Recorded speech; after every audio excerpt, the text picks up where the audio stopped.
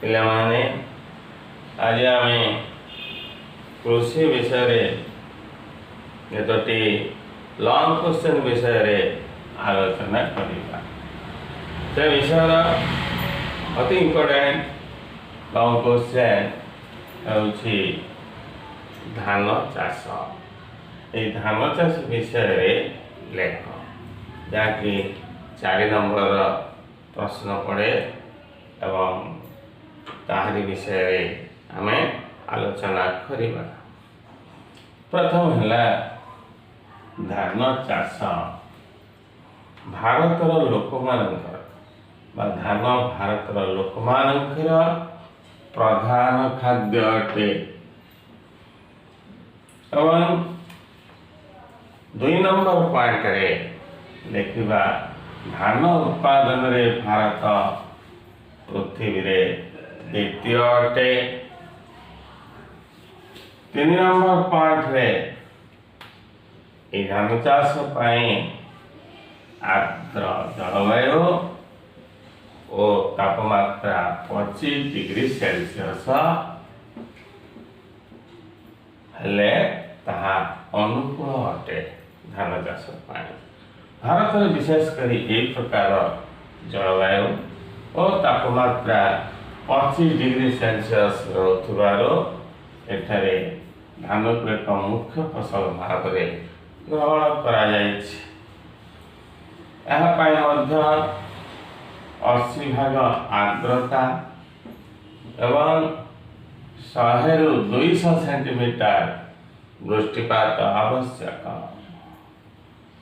5 number ପଏଣ୍ଟରେ ଆମେ ଲେଖିବା ଭାରତର ସମତଳ ଅଞ୍ଚଳ ମାନେ କେଉଁ ସ୍ଥାନରେ ବା କେଉଁ ଅଞ୍ଚଳରେ ସବୁ ହେଇଥାଏ।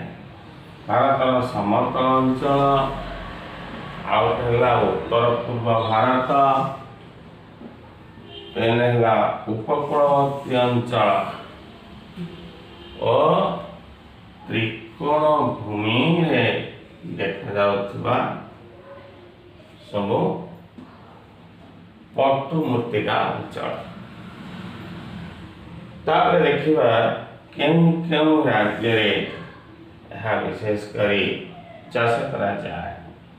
ପ୍ରଥମଟି ହେଲା ପଶ୍ଚିମବଙ୍ଗ, ଦ୍ୱିତୀୟଟି ହେଲା ଓଡ଼ିଶା, ଆନ୍ଧ୍ରପ୍ରଦେଶ, ତାମିଲନାଡୁ ଇତ୍ୟାଦି ରାଜ୍ୟରେ ଅଧିକ ଚାଷ କରାଯାଇଥାଏ।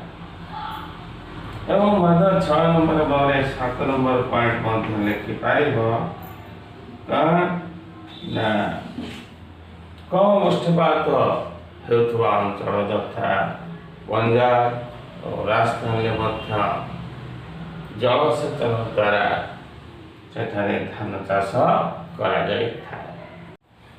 2 ନମ୍ବରରେ ଦେଖିବା ଚାହା ଚାଷ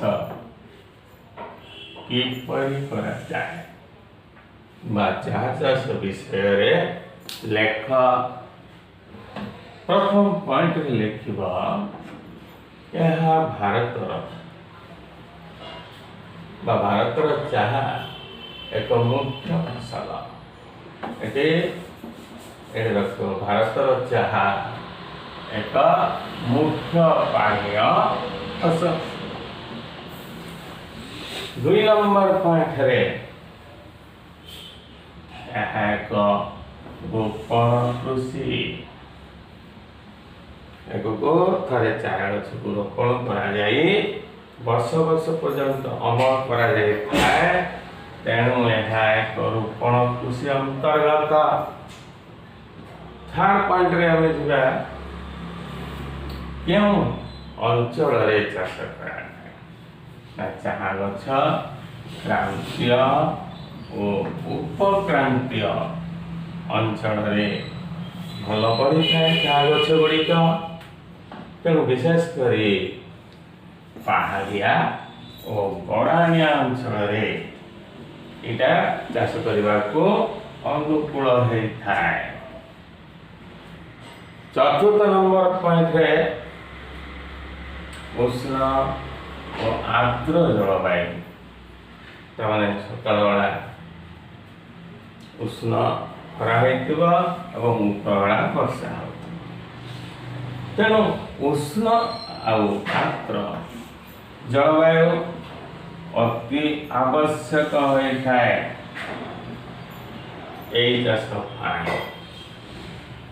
ତେଣୁ ଆଉ କ'ଣ ଦରକାର ନା ଅତ୍ୟଧିକ ବୃଷ୍ଟି ହେଉଥିବା ଅଞ୍ଚଳ ଏବଂ ସେଠାରେ ମିଳୁଥିବା ଶସ୍ତା ଓ ଦକ୍ଷ ଶ୍ରମିକ, କାରଣ ଏଇଥିରେ ବହୁତ ଶ୍ରମିକ ଆବଶ୍ୟକ ହେଇଥାନ୍ତି। ଶସ୍ତା ହେଇଥିବା ଦରକାର ଏବଂ ଦକ୍ଷ ହେଇଥିବା ଦରକାର ଶ୍ରମିକ, ଇଏ ସବୁ ଆବଶ୍ୟକ ଚା ଚାଷ ପାଇଁ। ଏବଂ କେଉଁ କେଉଁ ସ୍ଥାନରେ ଭାରତର ହୁଏ? ପ୍ରଥମଟି ହେଲା ଆସାମର ପାର୍ବତ୍ୟାଞ୍ଚଳରେ, ଆଉ ଗୋଟେ ହେଲା ପଶ୍ଚିମବଙ୍ଗର ଦାର୍ଜିଲିଂରେ ଏବଂ ତାମିଲନାଡୁ ଓ କେରଳରେ ଚା ଚାଷ କରାଯାଇଥାଏ। ଏଥିରେ ତ ଅନ୍ୟ ସବୁ ଜିଲ୍ଲାରେ ହୁଏ, କିନ୍ତୁ ଏତେ ଅଧିକ ପରିମାଣରେ ନୁହେଁ। ତାପରେ ଦେଖିବା ଓଡ଼ିଶାର କେଉଁ କେଉଁ ଜିଲ୍ଲାରେ? ଓଡ଼ିଶାର କେନ୍ଦୁଝର, କଳାହାଣ୍ଡି ଏବଂ କନ୍ଧମାଳ ଜିଲ୍ଲାରେ ଚା ଚାଷ କରାଯାଇଥାଏ। ଏଇଭଳି ଦୁଇଟି ଲଙ୍ଗ କ୍ୱେଶ୍ଚନ୍ ଏଇ ଚାପ୍ଟରର ଇମ୍ପୋର୍ଟାଣ୍ଟ। ତେଣୁ এই ଦୁଇଟି ଯାକ ଲଙ୍ଗ କ୍ୱେଶ୍ଚନ୍କୁ ଭଲ ଭାବରେ ପ୍ରାକ୍ଟିସ୍ କଲେ ତୁମେମାନେ ସକ୍ସେସଫୁଲ୍ ହେବ ମୋର ଆଶା। Thank you.